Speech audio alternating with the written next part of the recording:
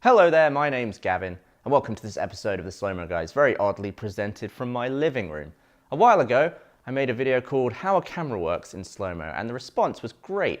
So I thought a good natural progression to that video would be how a TV works in slow-mo.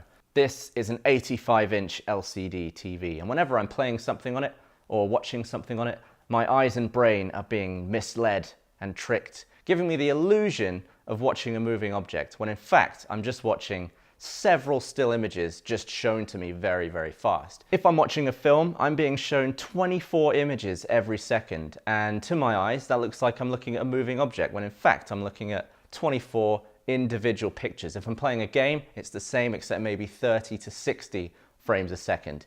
And if I'm on a PC, it could be hundreds. PC Master Race. But a TV like this is actually incapable of showing you one image and then a 24th of a second later, just switching all at once to the next image. And to illustrate this next point, I'm going to use a very old and very crap CRT TV. That stands for cathode ray tube. If you've ever seen one of these filmed, you may notice that it looks slightly different on camera than it does to your eye. Look at that. The reason it looks like this is because the shutter speed of this camera is out of sync with the refresh rate of this screen. The frame is constructed from the top to the bottom multiple times per second. That's 60 times in the US, 60 hertz. I've prepared for you some high-speed footage that I shot a long time ago on the V2511 of this screen and some others. A lot of it is Dan playing Super Mario on the NES extremely badly. Here's the TV and the cat played back at 25. This is how it would be perceived in real time. And now at 1600 frames a second, you can actually see the scan line moving from the top to the bottom. You'll notice that on a CRT screen, it's only the active line of pixels that's bright, and your persistence of vision will actually build that into a complete image. God, it's messing with my eyes, this. It's like a dance floor.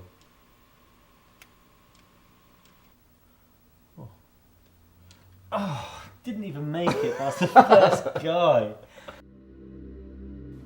Slowed all the way down to 2500 frames a second, you can now differentiate each individual frame being built from top to bottom.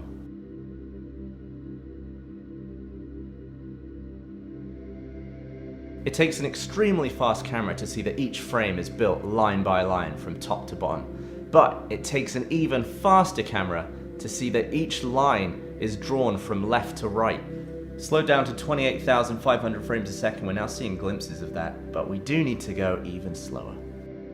This is now 118,000 frames a second. I'm going to put the stats up for you here so you can see the actual amount of time that it took. And you can see now that the line is being drawn from left to right on the screen. Now at 146,000 frames a second. To gain perspective on just how slow this actually is, you can see the exact time I shot this.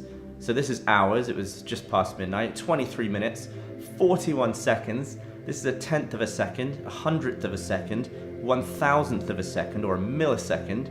And then over here you've got a 10,000th of a second, a 100,000th of a second, and this unit here is the millionth of a second, or a microsecond.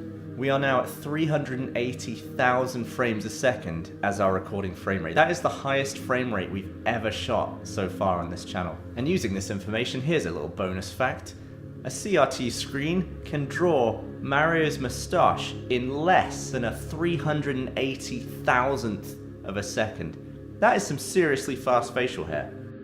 And if you're wondering why this footage looks extremely mucky and blurry, it's because the resolution is only 256 by 128, which plonked into a 4K frame is this big. That CRT screen is standard def. This is a 4K screen, which means it's 3840 by 2160 pixels. That's over 8 million pixels. So think of the processing power that this TV has to have to update an image that big, that many times every second. The first thing you'll notice about a modern LCD screen is that it's not only the active line of pixels that retains brightness, it's the entire image, so you can actually see the full image as each scan line passes down the screen. This is every frame of the startup sequence on an Xbox One.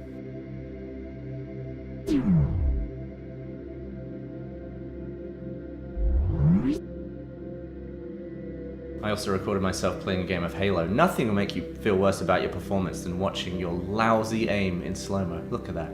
It's crazy to think that when you're playing Halo, this is actually what is happening on your TV. If only you could see at this speed, your aim would be incredible. It honestly makes me feel bad when I fall asleep watching TV, knowing that this TV is doing all this intensive work, changing literally tens of millions of pixels every second, and there's no one there watching it. Here's a fun fact, the same applies to an iPhone, except it's in portrait mode. So if you're watching a video in landscape mode on your iPhone, you're actually getting updates from left to right, or right to left, depending on which way you flipped it. And that just proved to me that you can't see the refresh direction with your naked eye, because I had no idea whenever I was watching a YouTube video on my iPhone that the screen was updating in a completely different direction. I'm not sure if this is the case for all smartphones, but it's certainly the case on an iPhone 7 Plus, which is what I filmed this on. So we've talked about one illusion of TVs, the illusion of movement. The second illusion I want to talk about is the illusion of color. For this next part, I'm going to need a second camera. Here's one. That's you. Hello, you. So, in order to film this screen extremely close, I have to set my focus at the minimum possible distance. So it's sort of like right here now. Set to my minimum focus.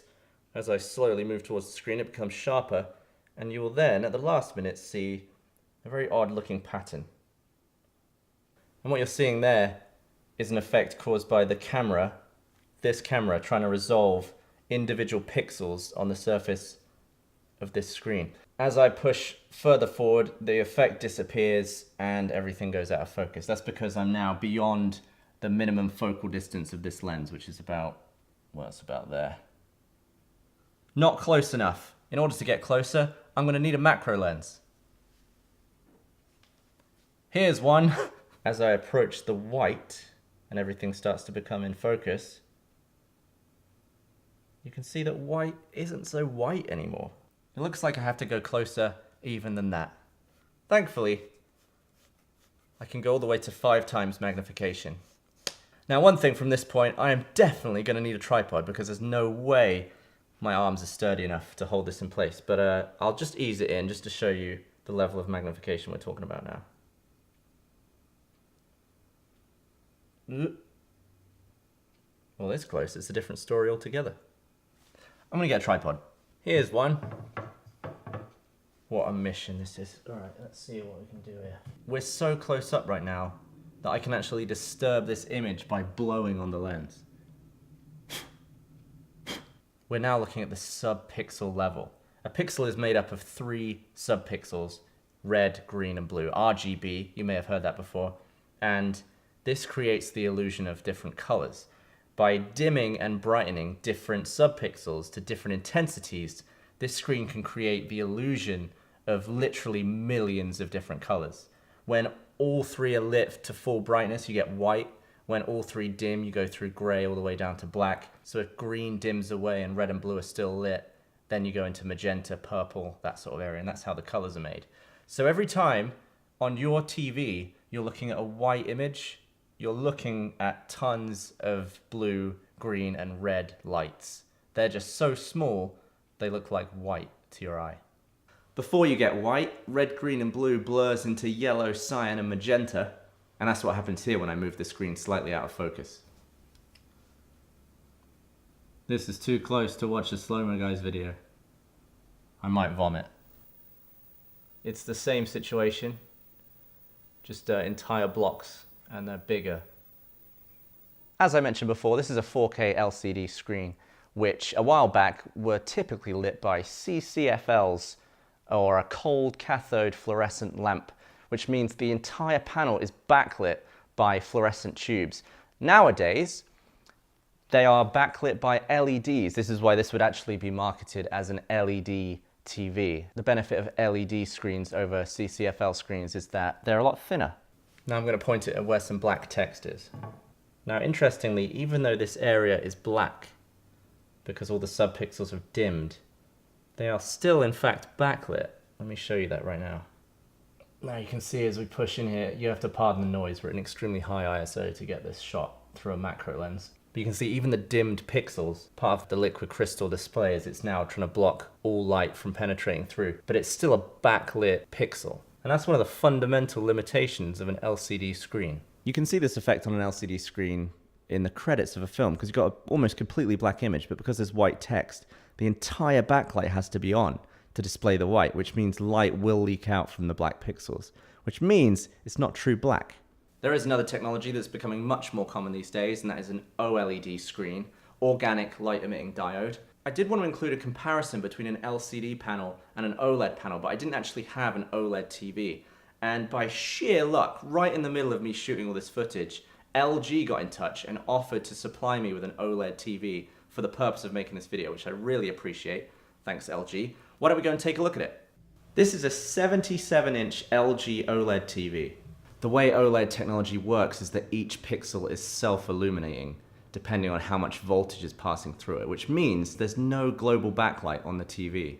Each pixel is individually in control of how bright it is, and it's not being lit from behind. And that means when we go to our high ISO experiment, just like we did on the LCD, that when there's an area of black on the screen, all of those pixels are off. And you can see here where I'm putting my cursor in front of the lens, you can see each subpixel lighting up and then completely turning off when it goes away. This technology means much deeper blacks and the possibility of a very thin screen. And there you have it, a brief explanation of how a TV works in slow-mo. If you found that video interesting, chances are you might find some other videos interesting on this channel, so make sure you boop. And once you've booped, feel free to check out our... It's just there. Thank you very much for watching. That was good timing, wasn't it? TV timed out and now there's fireworks.